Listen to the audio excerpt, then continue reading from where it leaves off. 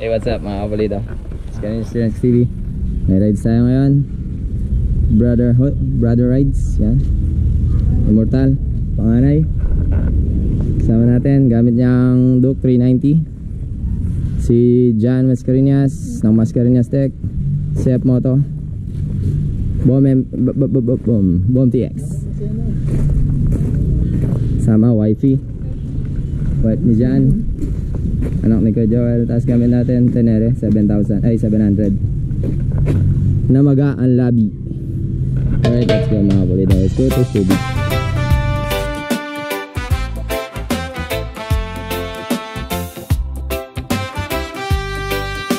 Let's go mga kapalito. Yan na kami shop. Bebe, itong bag oh.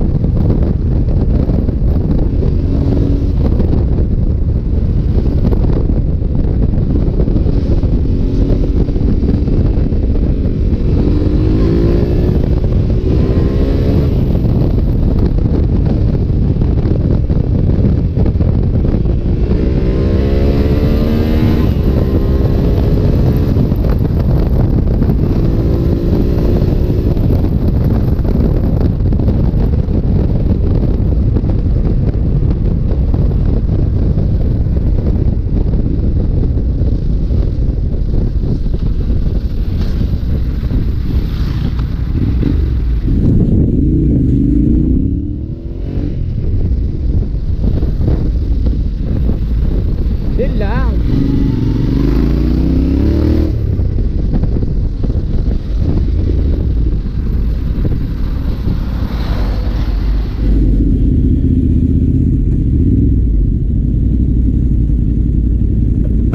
Alright, so balik lang tayo sa shop ni John. Right, gas up mga kapulido. Wala kong wala sample. So, pasok tayo sa ano. So, nag-gas up na rin sila. So, wala akong shoutout dahil wala naman akong sponsor. Sponsor tong motor. Yan, shoutout ko dyan. Pasok tayo sa SCTEX Luisita. Tapos, labas tayo ng SBMA. Let's go mga. Yo, at Paliti Tarlac. So, ito naman advantage na naka-adventure bike. Kahit ganito, pwede kang wala lang sa'yo. Kasi, okay ang suspension. Walang tigatik, tabako. Dual sports ang tire. So, stock. Comfort talaga. Compare sa ibang big bikes na bagay parang mga sports bikes or touring bike is malaki lamang na ito mga kapulido. So SCTEX, let's go.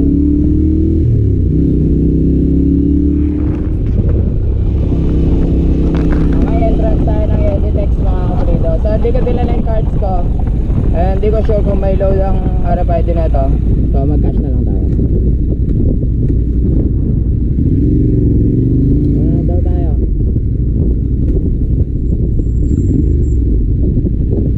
Tailgating, bawal bumuntok.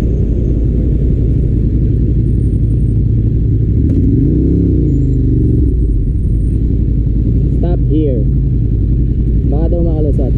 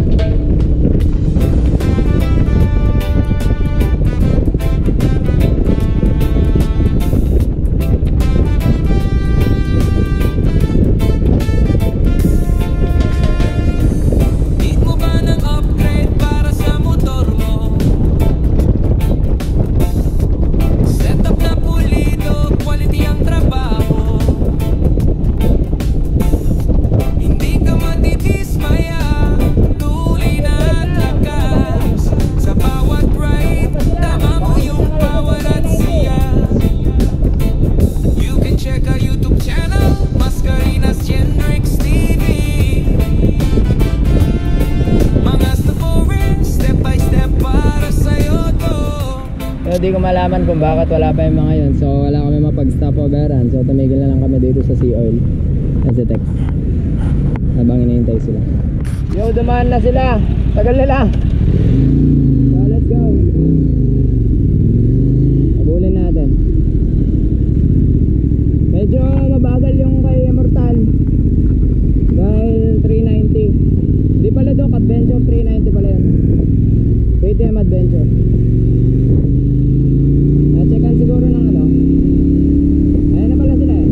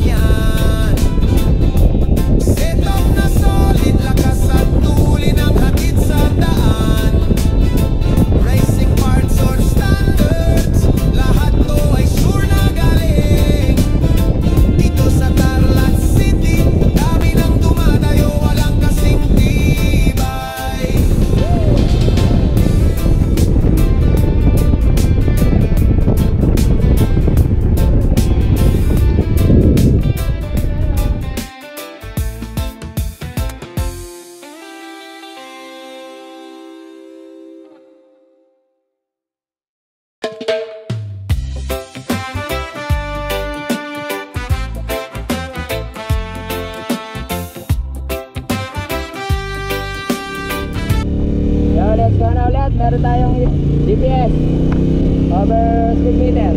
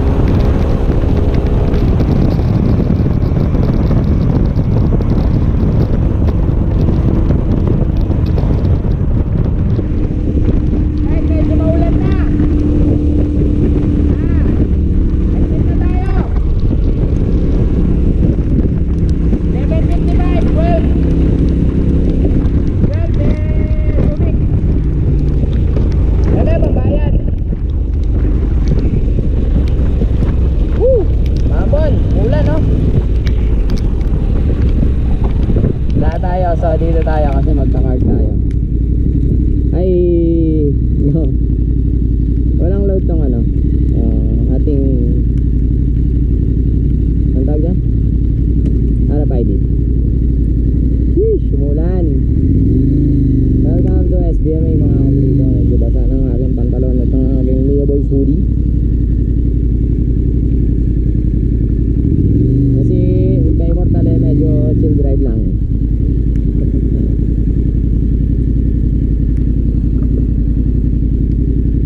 Right, medyo palobat na rin ang aking GoPro. Mamaya ay charge natin dito.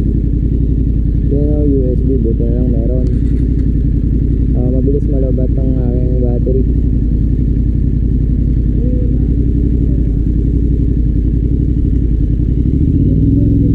Ebe, kunin mo yung card sa pinaka maliit na bulsa ng bag ko. Card. Card. May naya yan. 550.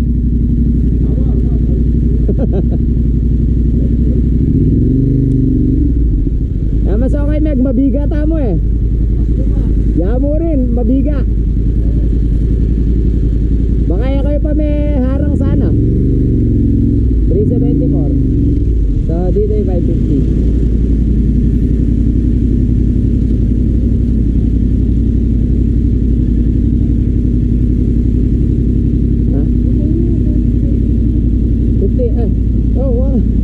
Oo nga pala. 550 nga pala, 500 lang yung pera. Nawawala yung wallet ko. Magwalis na lang tayo ng kalye.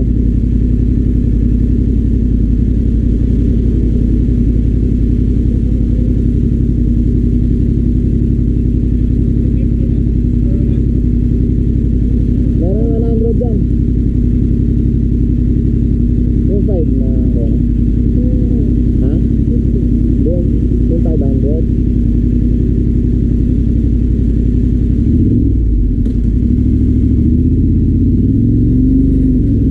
Alright.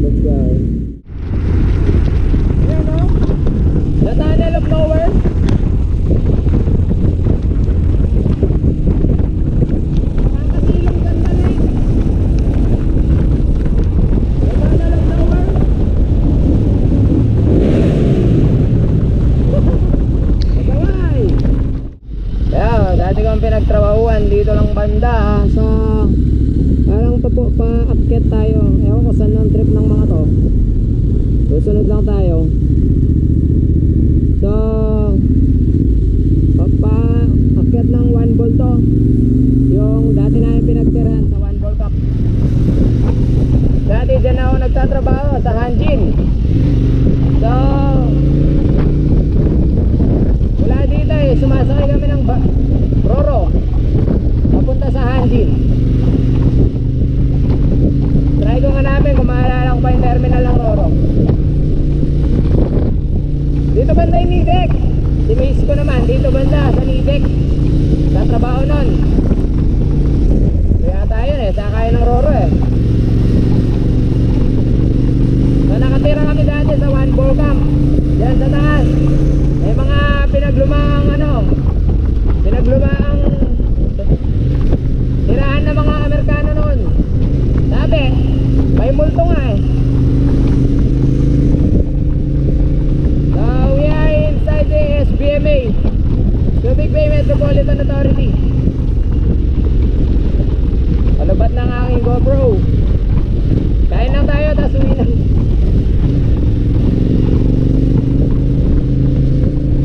Right, bakit to ng Morong? Pero malayo pa, biglagan to. Yo! Bale, pamurong tayo. Yan, Barangay Kawag yan. Barangay Kawag, Subic, Zambales. Yan, malaking bundok na yan. Diyan din ang address ng Hanjin.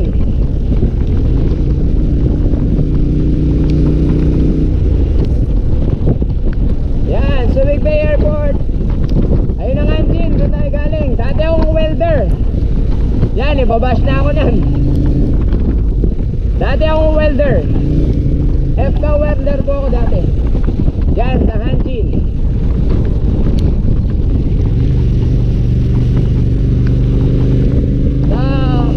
Dati akong welder, ngayon mekaniko na lang. Subic Bay International Airport. So malapit lang dito yung tiniran namin dati nung nasa Hanjin ako. Bago kami makarating ng Hanjin sasakay muna kami ng Roro, 45 minutes. Yun So ito yung Pamurong Bataan. Alright, dyan po tayo sasakay. Joke lang. So dito na siguro yung parking area. Pwesto mga kapulis. Ha? Kasi tigsamag doon, kaso bawal. Bawal? Airport. Baba ka. Awa. Oh bebe ko, baba ka na. Touchdown na tayo. Kain lang tayo, tapos uwi na tayo. Ha? Aeroplano.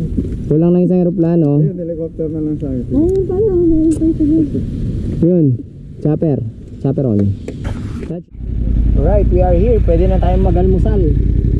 Ga-almusal lang talaga. Kaso naging lunch dahil late nang umalis.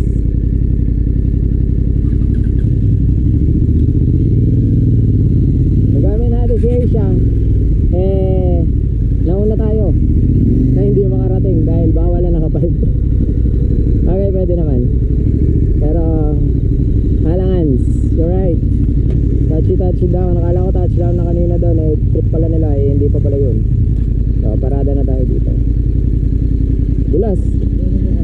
Okay. Sabi baba ka muna. Ito ay isang kwentong hango sa tatlong magkakapatid na pambato ng Tarlac na pawang malulupit.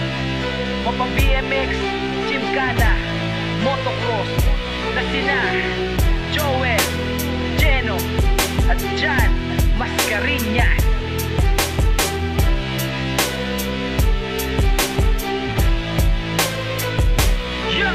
Sa edad niyang 18, nagsimula ang kanyang kwento. Sa larong kinahiligan, mundo'y dito binuo. Pinilit niyang maabot mga pangarap niyang gawin. Kahit maraming balakid, pipilitin niyang abutin. Madami na pinagdaanan, hirap ay pinaglabanan. Mga dagok sa buhay ay kanya lamang tinawanan upang makamit niya lamang pangarap niyang hinangad. Kahit babad pa sa trabaho at sa araw ay bilag kumita. Lamang ng barya, lahat ay kanyang gagawin upang mapagtagumpayan mga pangarap abutin. Hanggang sa mga pangarap unti-unti dumating, unti-unti niyang nakamit at nasabing ang galing. Hanggang sa isang araw ay kanyang nabili ang pangarap niya na bisikleta sa shop sa tabi. At doon nagsimula ang paghawak niya ng manubela at naging tanyag na siya sa paggamit ng bisikleta. Kami ay simpleng tao lang na nangarap na maging tanyag sa larangang aming minahal. Buhay namin dito sinugal. Kami ay simpleng tao lang na nangarap na maging tanyag sa larangang aming minahal. Buhay namin dito sinugal. Buhay namin dito sinugal. Buhay namin, buhay namin, buhay namin dito sinugal. Sa larong ito, sa larong ito. Buhay namin dito sinugal. Buhay namin, buhay namin, buhay namin dito sinugal. Sa larong ito, sa larong ito. At di rin nagtagal na hilig din siya sa motor. Pagsali sa mga patimpalak siyang promotor. Di din siya lagi sa pagpigana sa linyador. Kaya laging panalo kahit anong motor, kahit anong eksena, Chicana motocross. Palagi na kampiyon, malabong malaos.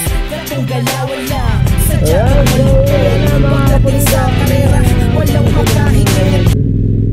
Bagak pero yun na trip ni Master Jan. So yun na tayo Tarlac. Salamat po sa inyong pagsubaybay at pagsama sa amin sa short ride namin mga kapulido. So yan na. Salamat sa panonood mga kapulido. Kasama din natin pagkikita.